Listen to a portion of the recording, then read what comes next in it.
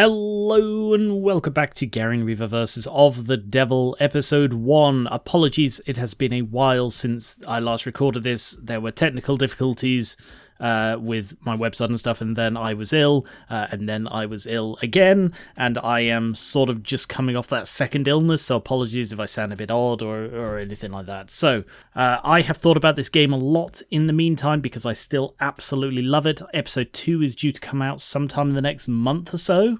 So I am determined to finish episode 1 first. So let's crack on with where I left it. We just head to the club where David's paramour can be found. This is the establishment. Now to see if Isaac Porter is as habitual as Fran claims. Do you think Father was close with this man? This man who you've never met? I think he was close with him, yeah. At some point. I had some help making that deduction. Fran saw that their metadata showed a significant cooling of interaction between the two of them, particularly over the last month. But Fran also saw a phone call between the two last night. Interesting. That further reinforces the idea that David knew he was going to die. So they were close. Do you think they were sleeping together? That is completely inappropriate for me or anyone to speculate about. Inappropriate? Adone, it's only... I'm getting a very important text message from my private investigator, excuse me. Oh, Fran. Did you catch that killer yet? No. Well, I sent you his POS. I'm at his position. I haven't spoken to Porter yet. Anyway, there's no reason to suspect him right now. Lame. Surprised you're invested all of a sudden. Isn't David Asher a corporate sellout in your eyes? Everyone's a corporate sellout. But Asher gets respect. If I'm a demolitions expert, he's like a really good architect. That's almost sweet, I think. Asher started out working in Cube. So in the architect analogy, by today's standards, he's like, I don't know.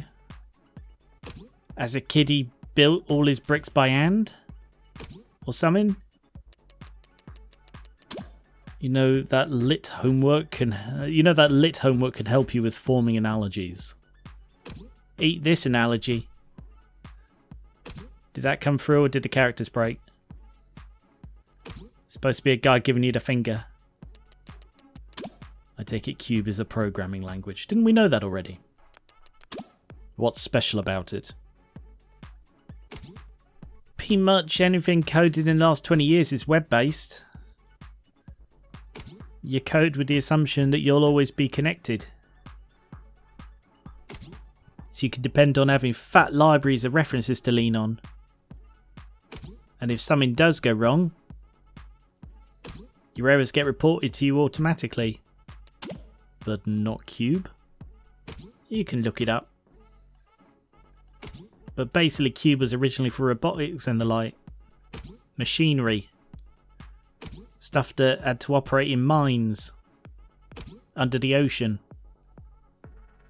Middle of nowhere fields with zero signal service.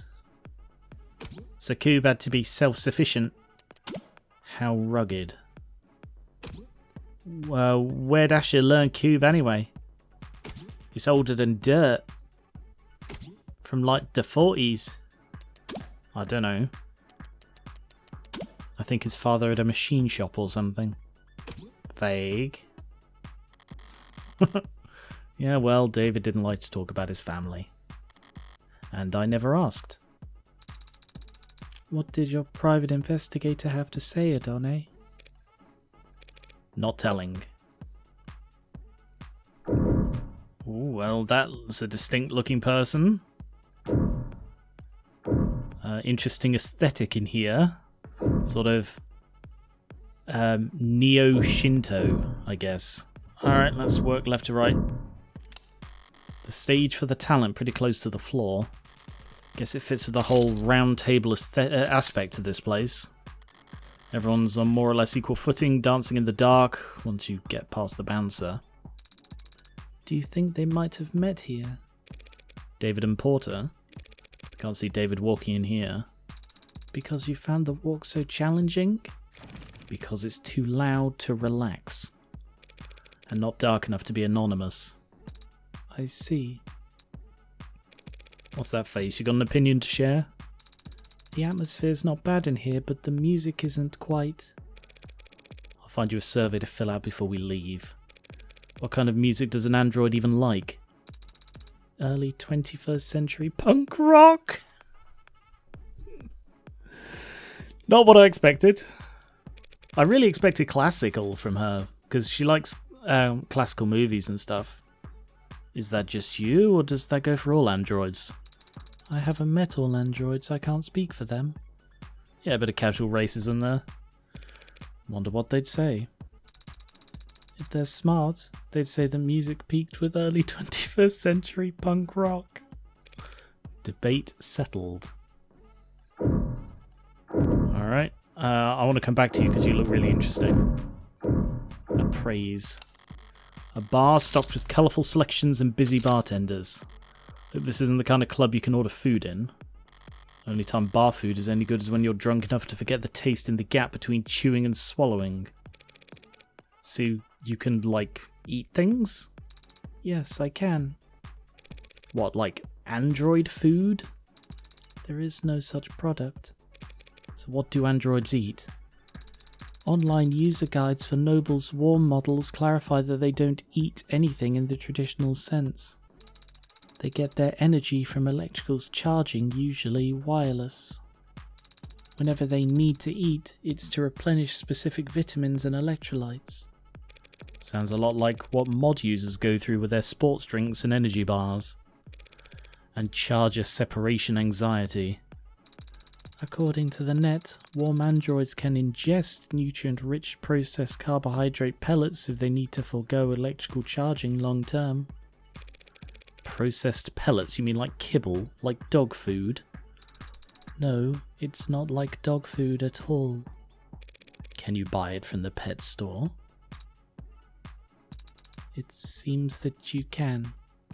How is that something you have to look up anyway? Because I've always just eaten whatever father gave me. Like what? Marbled beef? Never hydroponic avocados? Foie gras? That sort of thing. I'm not paying for any of that. What was that then that popped up? Never Oh, Cube. I swear I already learned about Cube. Maybe I learned about a different one. Support robust behavior trees. I was wondering briefly which 40s they meant, but they meant the 2040s, not the 1940s. Fair enough. And Never Hydroponic, a movement called for sourcing food exclusively... Oh, it's hyper-organic. Never Hydroponic, I see. Vertical farms, rural skyscrapers. I've seen that done in Colony Survival. Anyway, thing to read here.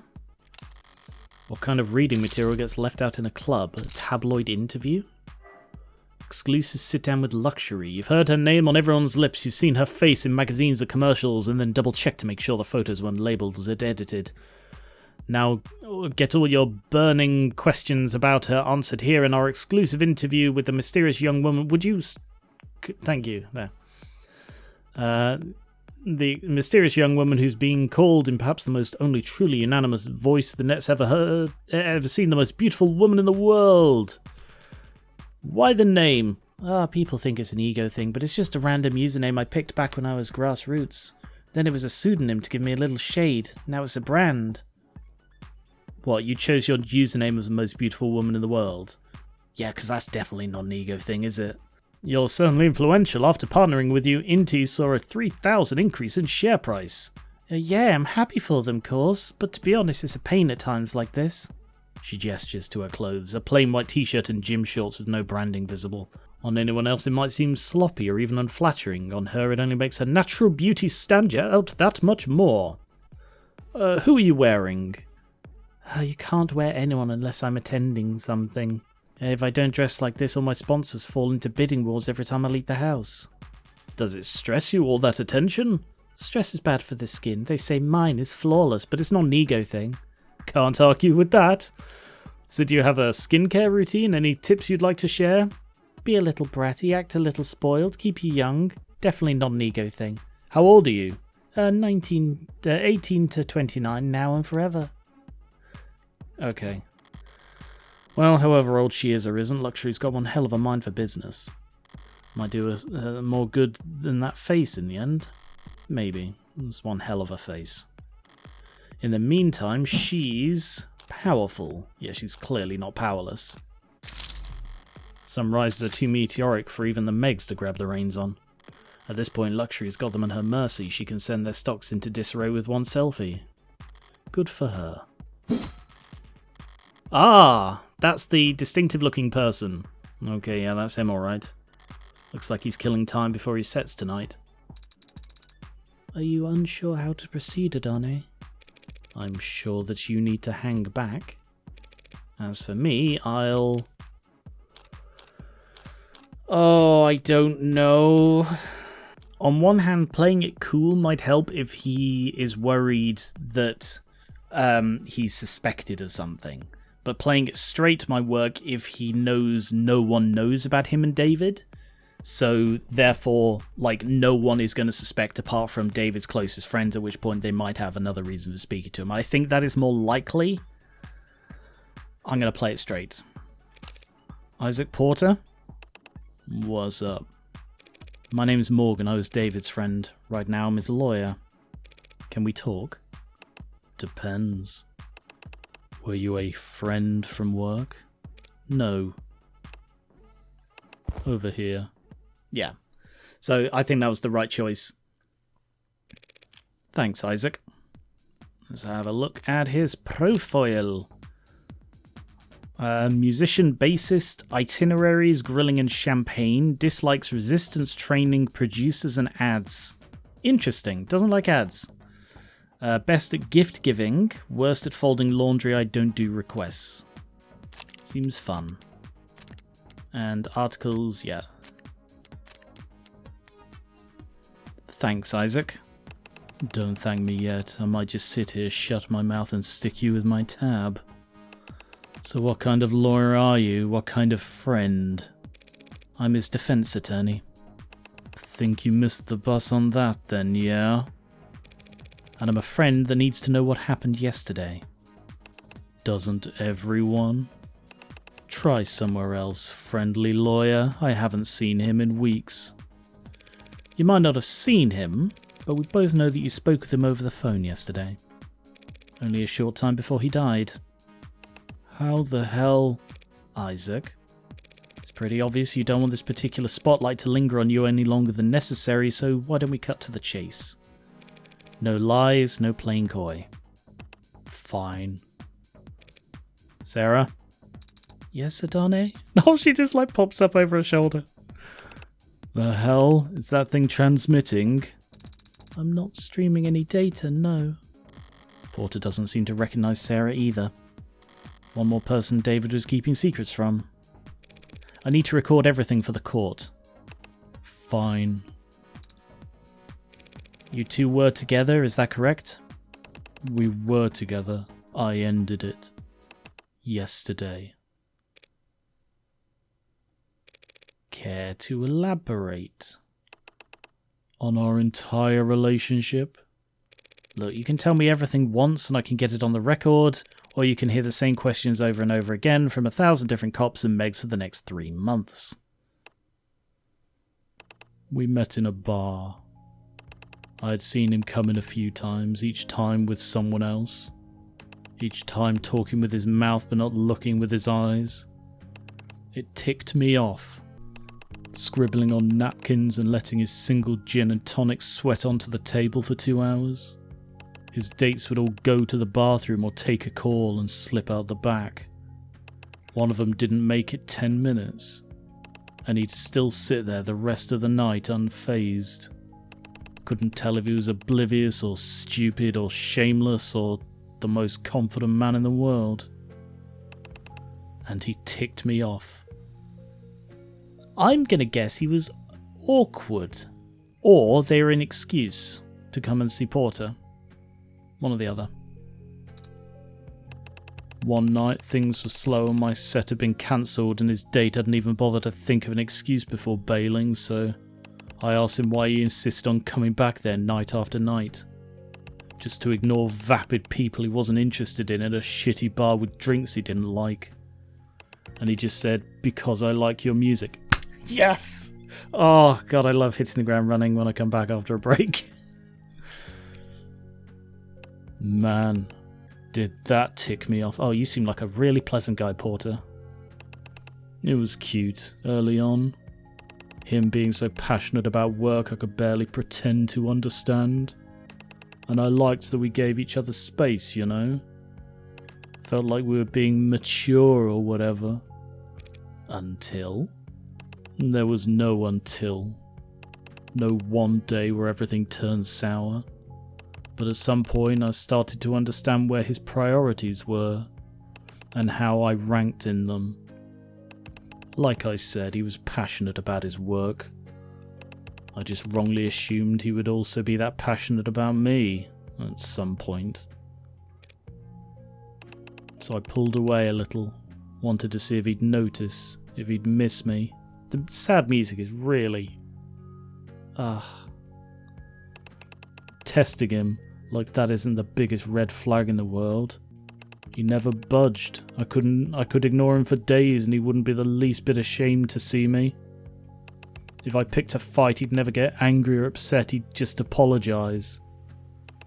He didn't want to fight with me. Guess he was never invested enough to bother. What a weird attitude. No.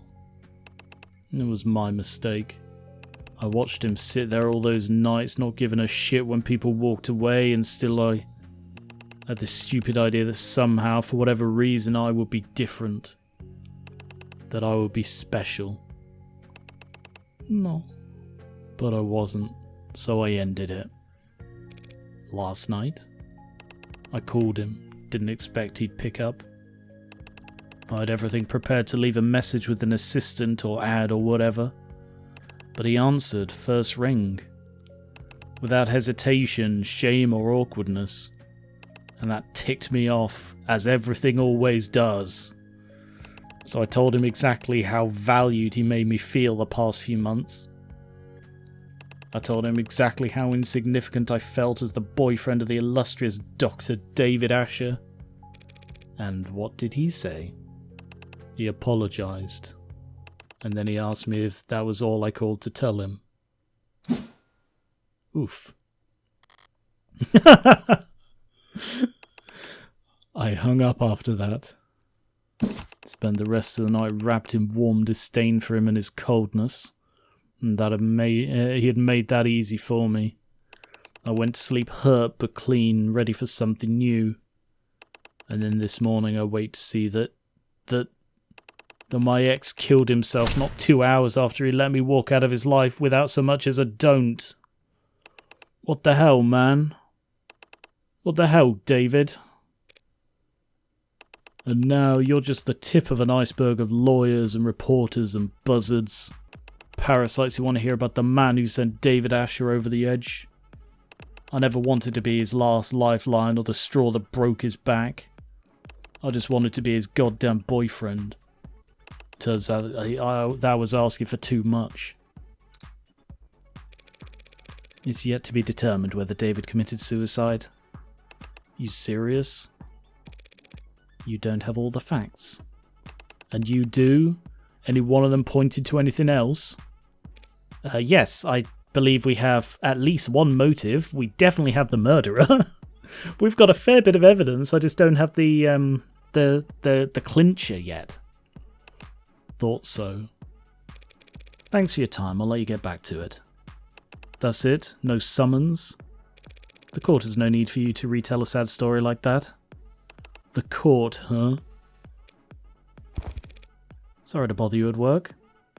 Sarah, let's go. Your discography is very impressive. Yeah, thanks. And your range is remarkable. So it pained me to see that all your works in the last quarter have been so melancholy. I think... Well, what the hell would you know about any of that? What's the matter? Can't find the words? Need to steal them from somewhere first, butcher them before shitting them back out? Wow, I mean, I wasn't keen on you before, but insulting Serra? Come on, man. I was not trained on any data sets that... Nah, pardon me, my mistake, really. Not your fault, you're only standing here because rich prick nerds were allowed to rob the world blind for most of the century. Serra, we're leaving. What the hell was that about? He was under the false impression that I was programmed using a massive automated learning model, an early 21st century... Not that, why'd you talk to him? I just felt that I should say something to him. A word of advice. People don't want comfort from strangers, especially when they're androids. They want it from the people they want it from. Coming from anywhere else, it's just corn syrup on a parched tongue. Nice way to put it. Doesn't matter how sweet it is, they'll just start gagging. You know a lot about people, don't you, Adone? Compared to you, I'm a goddamn savant.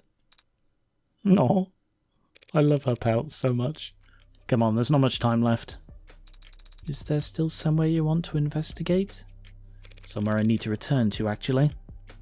Porter was right. As things stand, I don't have any evidence that could establish an alternate interpretation of the facts. Actually, right, before we move on, I just want to talk a little about Porter. So, David didn't seem invested, and when Porter pulled away, David didn't, chase after him. I think that's because David assumes if Porter's pulling away, that's what Porter needs. And... it's difficult. Relationships are difficult. Shocker, I know. But, people can't read each other's minds. And when Porter pulled away, I think David thought, well, I guess that's what he needs right now. And that's why David apologized when Porter sort of had a go at him about it. But by that point, I think David was on this other path.